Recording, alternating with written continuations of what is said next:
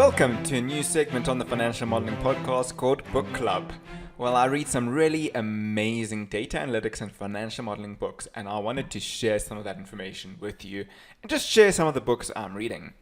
Now, the topic of today's book club is my favorite book of 2020, How Charts Lie. I'm not entirely sure when this book was released. I'll check that for you and put that in the description.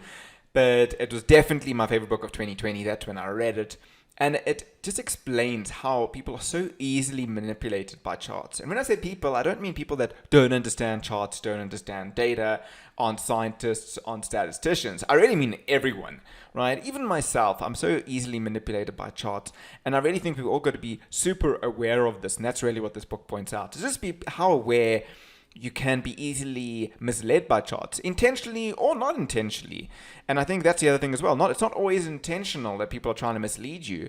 Sometimes they're just trying to illustrate a point of view, and they're not intentionally trying to mislead you, but the way that they've shown the data, included certain data or excluded certain data, where they've used certain axes, the way that they've formatted a chart can be misleading. So it's a really fascinating book. It's called How Charts Lie and Getting Smart About Other Visual Information. Of course, not only about charts, but infographics as well. The book really covers that, and it covers real-life examples. And so pertinent, it even covers things such as vaccinations and how information can really be misconstrued around that to change public perception, and talks about smallpox vaccines and the data around that and how the data was displayed versus how it should have been displayed. Of course, talks about some political charts as well, but really doesn't take a side. It says whether you're on the left or the right or this party or that party, everybody uses charts to their own advantage. And how do we become smarter about it in terms of picking these things up?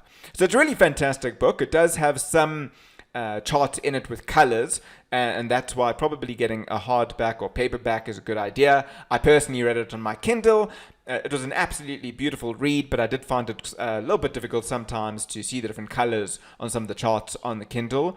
But that was quite rare. It was still an absolutely fascinating read. I still got, I'd say, 98 to 99% of the concepts of the book.